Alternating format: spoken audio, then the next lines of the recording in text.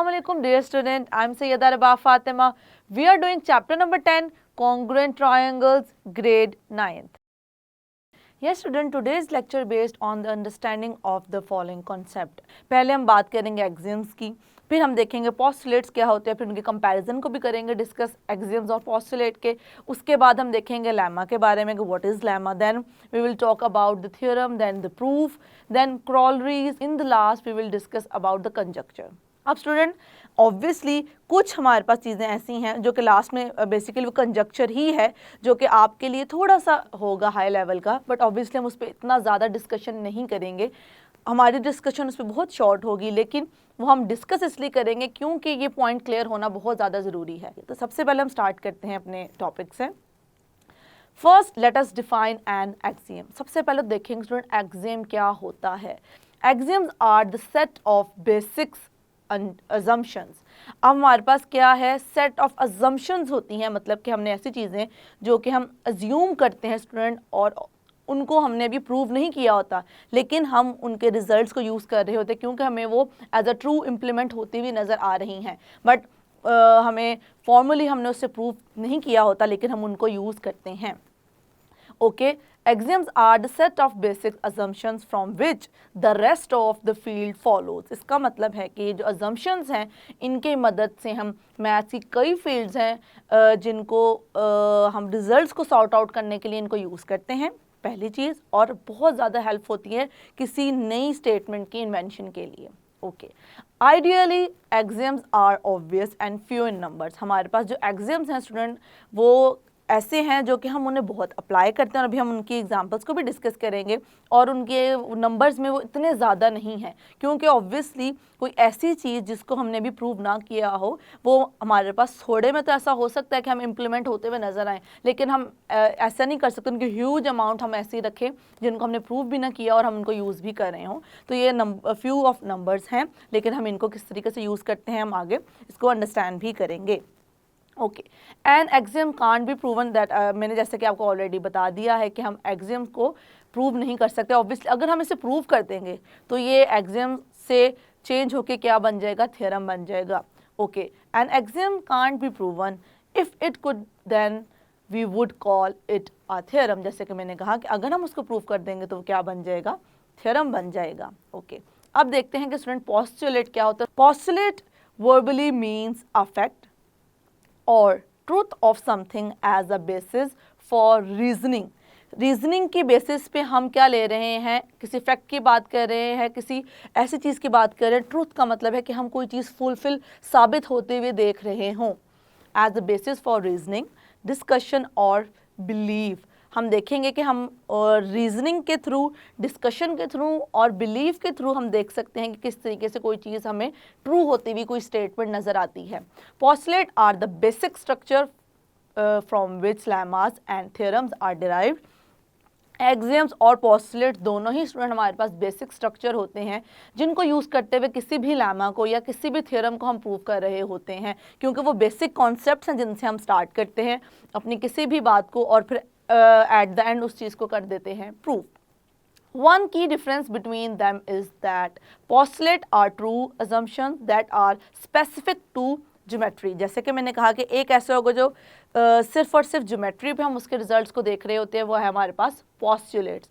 इसका मतलब ये है कि जब भी हम ज्योमेट्री को डिस्कस करेंगे हम बात करेंगे पोस्टुलेट्स को, और पोस्टुलेट्स को यूज़ करते हुए हम अपनी स्टेटमेंट को करेंगे प्रूव. और इस चैप्टर का आप देखेंगे कि इस चैप्टर में हम स्टार्ट ही पोस्टुलेट से करते हैं.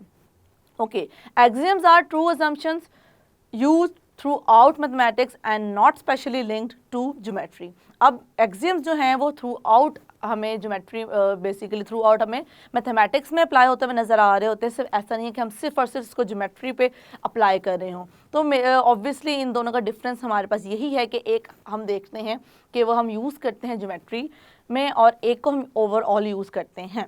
अब जो नेक्स्ट हम कर रहे हैं अंडरस्टैंड टॉपिक वो है lemma. A statement that has been proven true in order to further help in proving an other statement is called a lemma. इसका मतलब है कि एक ऐसी स्टेटमेंट जो कि प्रूव हो और हम उसको यूज़ करें किसी और स्टेटमेंट को प्रूव करने के लिए, उसे हम क्या कहते हैं, लेमा कहते हैं. हम अब देखेंगे लेमा की अंडरस्टैंडिंग तो हो गई, कि हम किस तरीके से उसको यूज़ करते हैं, किसी और स्टेटमेंट को यूज़ कर रहे हैं, तो हम इसको अब रिलेट करवाते हैं ज़रा थ्योरम के साथ। That is a less important theorem, जिसको हम लेस इंपॉर्टेंट थ्योरम भी कह सकते हैं, that is helpful in the proof of the other results. इसका क्या मतलब है? इसका मतलब ये है स्टूडेंट के हमारे पास जो हम लेमा ले रहे हैं लेस इंपॉर्टेंट थ्योरम का, यहाँ पर क्या मतलब ये नहीं कि इसकी इंपॉर्टेंस नहीं, ऑब्वियसली इंपॉर्टेंस तो है, लेकिन अगर हम इसको थ्योरम से रिलेट करें तो थ्योरम जितना इंपॉर्टेंट नहीं है। थ्योरम हमारे पास बहुत ज़्यादा इंपॉर्टेंट चीज़ होती है, क्योंकि हम अब जिस तरह के प्रूफ भी करेंगे तो हमें आइडिया होगा कि कौन कौन से थ्योरम्स हैं, या ये बेसिकली हमारे पास स्टेटमेंट्स क्यों ज़रूरी हैं ज्योमेट्री में किसी चीज़ को बनाने के लिए, या किसी नई चीज़ को या नए कॉन्सेप्ट को अंडरस्टैंड करने के लिए। A lemma are those minor result. अब लेमा हमारे पास वो माइनर छोटे रिजल्ट्स हैं student whose sole purpose to help proving a definite results of a theorem. तो हम देख सकते हैं कि हमारे पास क्या है, एक छोटे रिजल्ट हैं जो कि बहुत इंपॉर्टेंट हैं, जिसको हमने कहा कि क्या है, रिजल्ट्स whose sole purpose। अब सोल पर्पस का मतलब ये है कि चाहे वो छोटे रिजल्ट्स हैं लेकिन वो बहुत अहम रोल प्ले करते हैं बाकी रिजल्ट्स किस और किन के रिजल्ट्स को, बेसिकली थ्योरम्स के रिजल्ट्स को प्रूव करने के लिए। अब हम बात करने जा रहे हैं थ्योरम की। A theorem is a mathematical statement which is proven to be true. अब हमारे पास एक मैथमेटिकल स्टेटमेंट होती है जिसको हम क्या करते हैं स्टूडेंट, प्रूव करते हैं कि ये ट्रू है। जैसा कि मैंने कहा हम यूज़ करेंगे किनको, हम यूज़ करेंगे लेमास को, हम यूज़ करेंगे पोस्टुलेट्स को या एक्सियम्स को, और अपनी थ्योरम के स्टेटमेंट को कर देते हैं prove. A theorem is a statement that has a logical proof by using previous confirmed statement. मतलब ऑब्वियसली हम हमारे पास जो पिछली कन्फर्म स्टेटमेंट होती हैं उनको यूज़ करते हुए हम थ्योरम को क्या करते हैं, प्रूव करते हैं। अब देखते हैं कि अब स्टूडेंट बेसिकली बात करने लगे हैं, हम थ्योरम तक तो आ चुके हैं, लेकिन अब हम देखेंगे थ्योरम में एक वर्ड हम देखते हैं प्रूफ, PROOF, प्रूफ। ये जो प्रूफ है इसका क्या मतलब है, और बेसिकली थ्योरम को प्रूव करने के लिए हमारे पास कितने पार्ट्स हैं, फिर हम उनको करेंगे understand. A mathematical proof is a structured argument that follows a sequence of logical steps. हम क्या देखते हैं कि हमारे पास पूरा एक स्ट्रक्चर है स्टूडेंट, और उसमें हम देखेंगे कि हमारे पास लॉजिकल स्टेप्स हैं जिनको हम यूज़ करेंगे using facts and theorems to prove it a mathematical statement is true. अब हम क्या करेंगे, उनसे जो हमारे हम जिन्हें कहने स्ट्रक्चर्ड और लॉजिकल स्टेप्स हैं उनको फॉलो अप करते हुए हम फैक्ट्स को यूज़ करेंगे, स्टेटमेंट को हम प्रूव कर रहे हैं स्टूडेंट, और देखेंगे कि हम किस तरह मैथमेटिकल कोई भी स्टेटमेंट को कह सकते हैं कि वो ट्रू है। उस ट्रू प्रूव करने के लिए हम जो जितने भी स्टेप्स करते हैं या जो बेसिकली फैक्ट्स यूज़ करते हैं और उनके रीजंस देते हैं साथ, वो हम देखते हैं प्रूफ में। It shows the reasoning behind every step and कल्मिनेट्स with a final statement. हमने देखा कि किस तरीके से हम जो हमारे पास रीजनिंग थी, रीजनिंग की हम बात कर रहे थे, हर स्टेप की वो मेंशन करते हैं, और फाइनली हम क्या कर देते हैं, स्टेटमेंट को कंक्लूड कर देते हैं और कर देते हैं प्रूफ। या इसको हम इस तरीके से भी देख सकते हैं student, the explanation of why a statement is true. Proof में हम किस चीज़ को बेसिकली मेंशन कर रहे होते हैं कि कोई भी स्टेटमेंट क्यों ट्रू है, ये चीज़ हम एक्सप्लेन करते हैं, ये हम मेंशन करते हैं किसमें, प्रूफ वाले पार्ट में। तो इसका मतलब है कि अगर मैं किसी भी थ्योरम को प्रूव करना चाहती हूँ तो उसमें हमारे पास कई हमें पार्ट्स नजर आएंगे, और मेन प्रूफ के अकॉर्डिंगली हमारे पास कितने पार्ट्स हैं और थ्योरम के अकॉर्डिंगली वो हम अभी करते हैं यहाँ पर understand.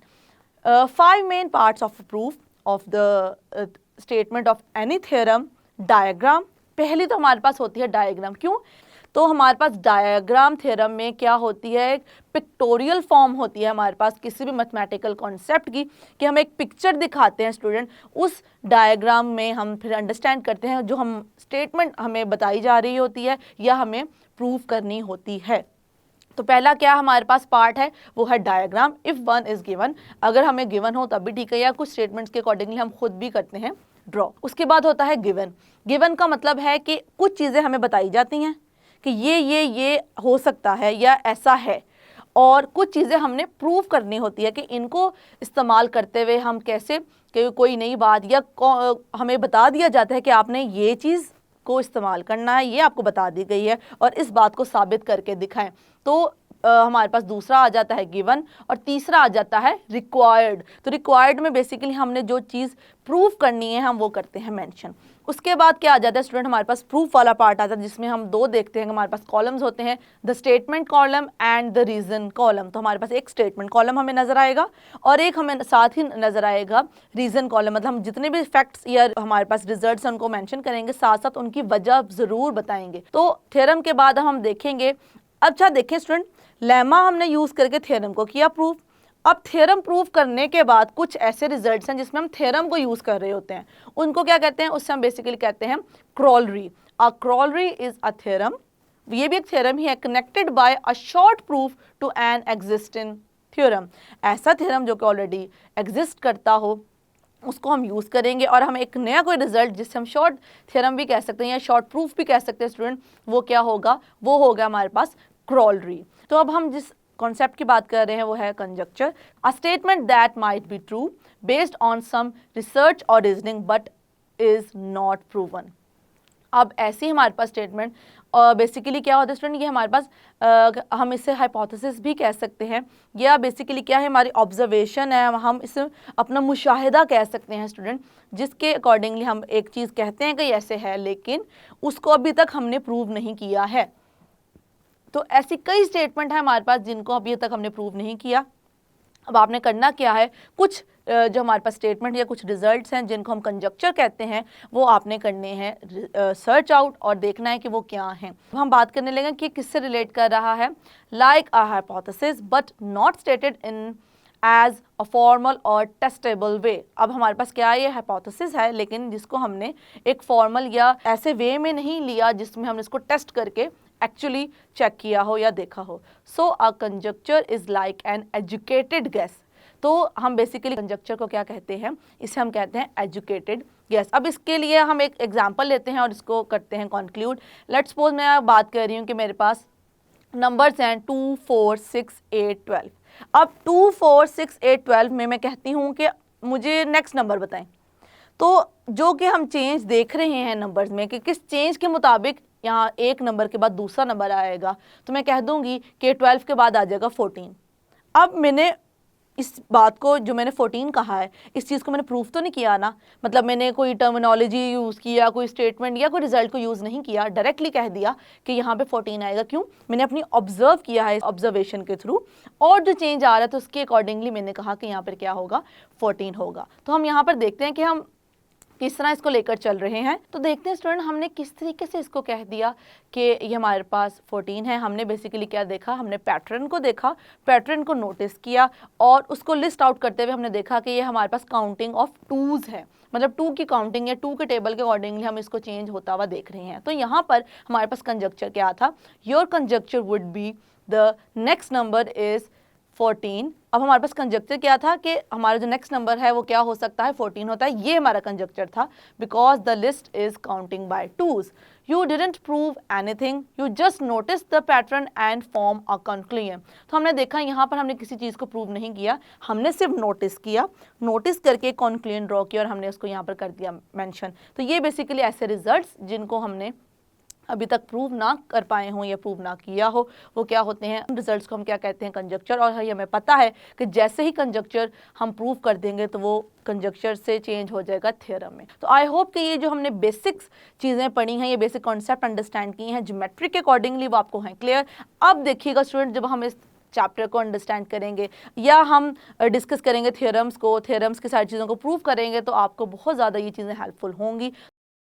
Yes student, I hope जिस तरीके से हमने जो बेसिक कॉन्सेप्ट्स हैं उनको अंडरस्टैंड किए हैं वो आपको है क्लियर। ये बेसिकली वो हमारे पास बेसिक कॉन्सेप्ट्स थे या ये हमने उनकी अंडरस्टैंडिंग की है जो कि थ्योरम करते हुए बहुत ही हमें प्रॉब्लम करते हैं और क्योंकि अंडरस्टैंडिंग नहीं होती और ये पॉइंट्स क्लियर नहीं होते तो हम इस चीज़ को प्रॉपरली लेकर नहीं चल सकते और कर देते हैं क्रैमिंग स्टार्ट। तो आई होप कि ये बेसिक कॉन्सेप्ट आपको समझ में आ गए होंगे। See you in the next lecture. Take care yourself. Allah Hafiz.